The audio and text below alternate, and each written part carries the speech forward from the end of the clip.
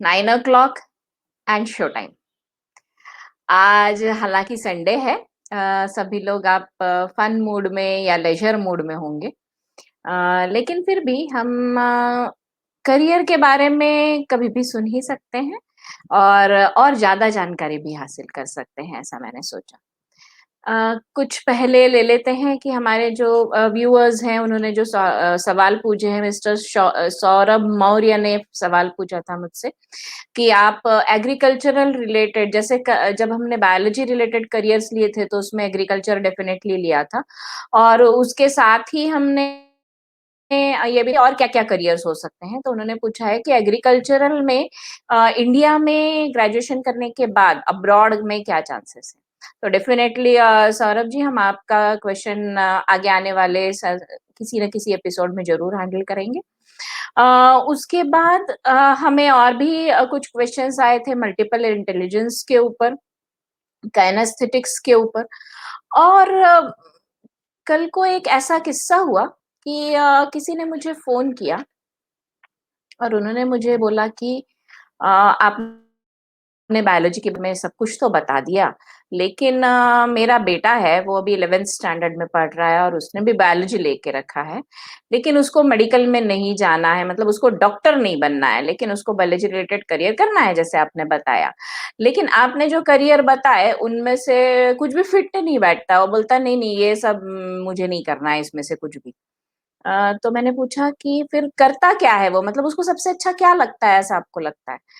तो बोले कि नहीं वो मतलब ऐसे कोई गेस्ट आते हैं घर में, तो मतलब मैंने उनसे पूछना चाहा कि आपके बच्चे की स्ट्रेंथ क्या है? आपको क्या लगता है कि उसकी स्ट्रेंथ है? बोले कि बहुत सोचने के बाद उन्होंने बोला कि घर में जब कोई गेस्ट आते हैं या कोई भी आता है, तो ये बड़ा एंथुसियास्टिकली चलो मैं तुमको ये कैंप में लेके चलता हूँ, चलो हम ये कर लेते हैं। उसके बाद उनको घुमा के लाना, उसके बाद वो खुद जिम जाता है, तो वो हेल्थ फ्रीक भी है। लेकिन वो कहता है कि तो मैंने कहा फिर न्यूट्रिशनिस्ट वगैरह वाले सेक्टर में आप करियर कर सकते हैं। नहीं, उसको पढ़ना तो है बायोलॉजी, लेकिन उसको हेल्थ से रिलेटेड भी कुछ करना है, लेकिन कुछ हट के करना है, कुछ तो चाहिए। जैसे हम लोग कभी-कभी मम्मी को बोलते थे, "आज संडे है मम्मी कुछ बना दो।" तो मम्मी बोलती थी, "वो कुछ नाम की कोई चीज़, कोई रेसिपी नहीं होती है कुछ नाम की।" सो उस तरह से वो कह रहा था कि नहीं कुछ चाहिए, अभी कुछ तो चाहिए बायोलॉजी से रिलेटेड।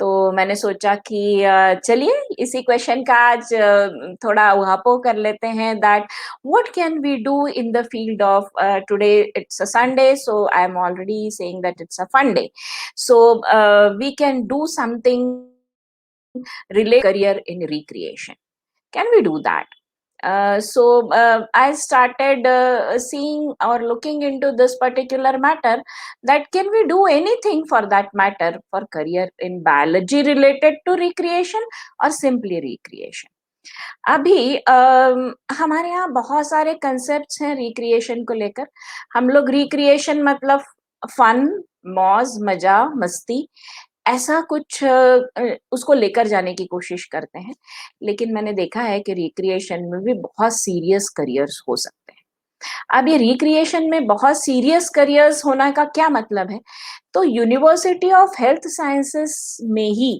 हमें एक ग्रेजुएशन डिग्री मिलती है जिसको कहा जाता है रिक्रिएशन प्रोफेशन अब ये जो रिक्रिएशन प्रोफेशन है इसको देखिए हमने इसको प्रोफेशन ये नाम लगाया है उसके आगे इसका मतलब ये एक प्रोफेशनल डिग्री है जो जिसमें आप प्रैक्टिस कर सकते हैं जिसमें आप डिफरेंट डिफरेंट इवेंट में भाग ले सकते हैं या डिफरेंट डिफरेंट इवेंट करवा सकते हैं अब ये जो डिग्री है ये काफ़ी पॉपुलर डिग्री है और यूजुअली वेस्ट में यस हमारे यहाँ पिकअप कर रही है अगेन मैं आपके लिए हमेशा कुछ अलग से जैसे अब ये क्वेश्चन ही हट के करियर वाला था तो I don't have a choice apart from telling you something which is not very popular in India because this particular combination is not so popular here so तो ये जो डिग्री है इसका नाम क्रिएशन प्रोफेशंस अब ये रिक्रिएशन प्रोफेशन में major होता है मतलब ये बीएस डिग्री है और इसके बाद इसमें से करते क्या हैं? तो ये बायोलॉजी रिलेटेड है? हाँ, डेफ़िनेटली है। क्योंकि कुछ डिग्रीज़ जो हैं, इसमें काइनेसियोलॉजी जो है, उसमें आपका ग्रेजुएशन होता है। अब मीनिंग ऑफ काइनेसियोलॉजी क्या है? तो we have to see what is the meaning of kinesiology. It is the study of the mechanics of body movement. अभी हम थोड़ा-थोड़ा रिलेशन लगा पा रहे हैं कि ये जो हमारा ये पर्टिकुलर एरिया है, this particular area related to biology. Why I am saying that it is related to biology? Because it is related to the mechanics of the body movement. Now we have to think, what is the usage of this degree? Suppose I tomorrow take this degree, what is the usage of degree? What do I do with this? Then you can be a adult sports coordinator, something like that. Does that thing attracts you? और इसके अलावा एक बहुत interesting चीज मैं आपको बताना चाहती हूँ, देखिए अभी स्क्रॉल भी कर रही हूँ, that is the academy of leisure sciences. ये एक एकेडमी है जिसमें हम स्टडी कर रहे हैं कि लेजर का इंसान के जीवन पर क्या इफेक्ट होता है। मतलब जब हम बोलते हैं ना कि हम फन, तो फन का मतलब है लेजर। लेजर मतलब हम वो काम के स्ट्रेस से बाहर आकर कुछ ऐसी activity which really attracts us, which really gives us peace of mind. After doing that, we feel quite okay, we feel stress free, our stress is reduced. ये सब हम कर रहे हैं, and while that we are doing some recreation. तो ये एक academy है, academy of, मैंने आपको नाम बताया, I won't repeat that. That is Academy of Leisure Sciences. अभी इसमें हमको हमको समझना क्या है? We are getting a BS degree in here. और इसमें हम ये ब्रांच पढ़ रहे हैं, that is kinesiology, and which gives us the mechanics of body movements. अभी body movement हम अगर ध्यान से देखेंगे तो हम कहाँ कहाँ करते हैं। जैसे हम एक बार मैं किसी को बता रही थी कि मोटर स्किल्स हम लोग आजकल बहुत कम यूज करते हैं। तो मोटर स्किल्स हम लोग कम यूज करते हैं का क्या मतलब हुआ? दैट मोटर स्किल्स मतलब हमारे हाथ की मूवमेंट, पैर की मूवमेंट, ये सारे मूवमेंट हम लोग पहले जब चटनी पीसते थे तो यूज करते थे, हम लोग पत्थर से पीसते थे। इसमें क्या होता था कि हमारे हैंड मूवमेंट्स अच्छे से होते थे, ग्रिप आती थी। अभी एज रिलेटेड जो डिसीजेस हैं वो क्यों बढ़ गए हैं? क्योंकि हमारी फिजिकल मूवमेंट कम होती चली जा रही है। सो रिलेटेड टू दैट ये जो मोटर स्किल्स हैं इसको इम्प्रूव करके और इसको को रिक्रिएशन किया जा सकता है। तो आप क्या बन सकते हैं? You can be a sports adult sports coordinator. Then अभी इसमें स्पेशलाइजेशन देखिए, बहुत अच्छे स्पेशलाइजेशन होते हैं, that is exercise and disease, ये आपको एक पेपर होता है। इसके बाद फिजिकल एक्टिविटी एंड वेलबींग, ये एक पेपर होता है। उसके बाद कॉग्निटिव एंड मोटर न्यूरोसाइंसेस, ये एक पेपर होता है। तो हम ये देख रहे हैं कि बायोलॉजी तो बहुत इंपॉर्टेंट है इसमें, और साथ में इसको हम रिक्रिएशन से जोड़ रहे हैं। अब आपने अगर ये डिग्री करी तो हम क्या-क्या बन सकते हैं? आप एक कैंप काउंसलर बन सकते हैं, आप कन्वेंशन कोऑर्डिनेटर बन सकते हैं, एडवेंचर ट्रैवल, ये एक बहुत पॉपुलर चीज़ अभी हो गई है, दैट इज़ एडवेंचर ट्रैवल। लोग ट्रेकिंग के लिए जाते हैं, लोग कैंपिंग के लिए जाते हैं, लोग साइट सीइंग के लिए तो जाते ही हैं, स्टार गेजिंग के लिए भी लोग जाते हैं। तो उनका टूर अरेंज करना टू दैट, ये आप काम कर सकते हैं। और ये थोड़ी फन एक्टिविटी, आप खुद फन कर रहे हैं और दूसरों को फन करवा रहे हैं। उसके बाद एक आउटडोर एजुकेटर होते हैं। इसमें क्या होता है कि छोटे बच्चों से लेके बड़ों तक हम फिजिकल एक्टिविटी के थ्रू या रिक्रिएशन के थ्रू, कलर्स के थ्रू उनकी कौन सी स्किल्स डेवलप कर सकते हैं। इसके बाद में स्लो लर्नर्स के साथ में इसका बहुत अच्छा यूज होता है रिक्रिएशन के थ्रू। आप रिजॉर्ट मैनेजर बन सकते हैं, फेस्टिवल डायरेक्टर बन सकते हैं। उसके बाद में जो बड़े-बड़े पार्क्स होते हैं हमारे यहाँ, उन पार्क्स में आप पार्क पुलिस करके एक कंसेप्ट होता है कि जिसमें आप जाके खेल रहे हैं, उनको आप एक ऑर्गेनाइज्ड वे में कुछ चीजें बता सकते हैं, कुछ खेल बता सकते हैं कि जिसकी वजह से उनकी फिजिकल एक्टिविटी और बाकी सारी एक्टिविटीज अच्छी तरह से हो पाए। ये कुछ मैंने आपको इनपुट्स दिए जो मेरे पास क्वेश्चन आया था related to recreation and biology. तो मैंने सोचा आज का क्यों ना टॉपिक यही ले लिया जाए। अभी एक बहुत इम्पोर्टेंट और इन्फॉर्मेशन है दैट इसकी वजह से एक worldleisure.org नाम की एक वेबसाइट है। ये जो worldleisure.org है, इसमें लेजर रिलेटेड रिसर्च होते हैं। और यूएसए में तो करीब 45-50 यूनिवर्सिटीज हैं जहाँ पे recreation service management, recreation profession, इसमें बीएस की डिग्री होती है। तो ये एक बहुत इम्पोर्टेंट एस्पेक्ट है हमारे लाइफ का। कहना ये है कि कोई भी चीज, हर बच्चे की जो एक एबिलिटी होती है, एक स्किल होती है, उससे रिलेटेड कुछ ना कुछ करियर पक्का किया जा सकता है। बस देर है कि ढूंढने की। उसको डिस्कार्ड ना किया जाए कि हाँ भाई ऐसे कैसे कॉम्बिनेशन पॉसिबल है। तो ऐसा नहीं है, ढूंढने पर हर कॉम्बिनेशन पॉसिबल है हमारे पास। सीनियर सिटीजन्स का स्पेशली अगर हम बात करें तो सीनियर सिटीजन्स के एक्टिविटी डायरेक्टर्स होते हैं ऐसे लोग जो इस टाइप की डिग्री को हासिल करते हैं। इसका मतलब ऐसा नहीं है कि आप सिर्फ खेलकूद करके ही वो चीज अचीव कर सकते हैं। You have to study, but you will be studying the thing which really attracts you, which really is your passion. इसके बाद में इसका उपयोग बहुत ज्यादा कहाँ होता है, तो रिक्रिएशन का थेरेपेटिक यूज, किसी किसी इंसान को डिसीज से फ्री करने के लिए एज अ थेरेपी ये फिजिकल एक्टिविटी और रिक्रिएशन का यूज किया जाता है। और इसका यूसेज ओल्ड पीपल होम में, प्रिजन्स में बहुत इंपॉर्टेंट आजकल हो गया है कि प्रिजन्स में आप रिक्रिएशन के थ्रू, क्योंकि सी दे आर स्ट्रेस्ड आउट, वो बहुत झेल कर आ रहे हैं, उनका मेंटल कंडीशन, मेंटल स्टेट ठीक नहीं है। And then what do, you take them with the direction of recreation towards wellbeing. Wellbeing की एक इंटरनल फीलिंग आती है, तो रिक्रिएशन के थ्रू हम इस तरह से उनको अपने साथ लेकर जा सकते हैं। अब ये जो सारी चीजें हैं, ये फन रिलेटेड, रिक्रिएशन रिलेटेड तो हो गई, लेकिन हमें पढ़ना तो जरूरी है। इसमें कुछ डिग्री हासिल करके आप उस एरिया में भी अपना एक बहुत अच्छा कुछ मकाम हासिल कर सकते हैं। If you want to go with this direction, this particular direction, this is something which you can look for if you are into that. But you have to study again, you have to study, yes, you have to study hard, you have to do some biology, उसमें anatomy बहुत important part रहेगा कि कौन से body part के movement का effect क्या आता है हमारी बॉडी के ऊपर। तो इसमें हमारा जो योगा साइंस है और बाकी के भी जो चीजें हैं वो इसमें इनकारपोरेट होके उसको फॉर्मेशन के साथ कैसे जोड़ें, and after that how do we move forward with this particular process. So what we have understood, that if you are passionate about it, you will find definitely a career in your place of passion or in your area of passion. That's what I want to stress again and again. So don't discard any passion of your child. Whatever he says, just start thinking deeply that, okay, this is the child's passion. Can I find out something? Can we together, as adults, it's our responsibility to find out some related career in which he has or she has got a passion. Because passion को दूर हटा के, passion और profession को अलग करके, we are not going to achieve anything.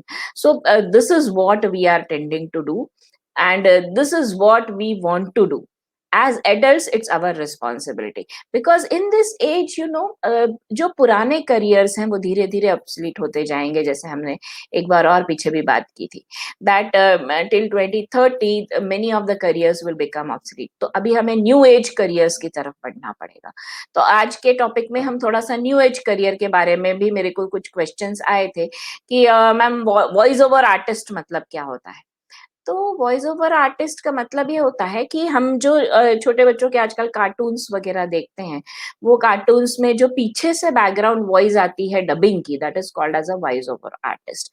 This is something new age, one more new age career जिसके बारे में मुझे किसी ने पूछा था कि we I love food but I don't like to cook.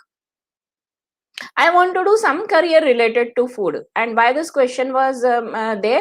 Because I yesterday took nutrition as a career in related to biology.